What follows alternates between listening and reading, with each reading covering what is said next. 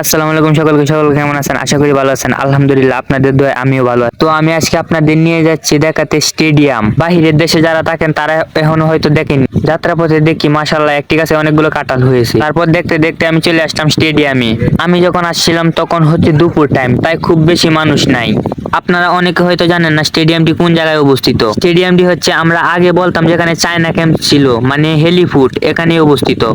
অনেক ফুটবল প্রেমী আছে যারা বিদেশে থাকে, তারা হয়তো দেখতে পারে না স্টেডিয়ামটা সামনাসামনি, কিন্তু কোনো ব্যাপার না, আমি আপনাদেরকে দেখাবো, আমি আছি, আপনাদেরকে সব জায়গায় ঘুরে দেখাবো ইনশাল্লাহ। তারপর দেখতে দেখতে আমি এসে পড়লাম স্টেডিয়াম মাঠে। তো যারা এখানে ছিল ওরা ছিল আমার ছোট বেস, মানে আমার জুনিয়র। তারপর ওরা বলছিল খেলার জন্য, ফুটবল খেলা, এটা কি আর না করা যায়? তাই আমিও নেমে পড়লাম খেলার জন্য। মাঠটা ছিল গ্রামের তুলনায় অনেক বড়। আমরা আগে যে মাঠে খেলতাম ওই মাঠের মতো এত ছোট না, মাঠটা ছিল অনেক বড়। মাঠটা ছিল অনেক বড় আর লোক সংখ্যা ছিল খুব কম, তাই কিছুক্ষণ দৌড়াদৌড়ি করার পর আমরা ক্লান্ত হয়ে যাই। তো আপনারা পরবর্তী কোন জায়গাটা দেখতে চান অবশ্যই কমেন্ট করে বলবেন। আপনারা পাশে থাকলে আমি অবশ্যই আরো দূর এগিয়ে যাব। তো আজকের মতো ভিডিওটি এ পর্যন্ত শেষ করছি। Tata, bye bye.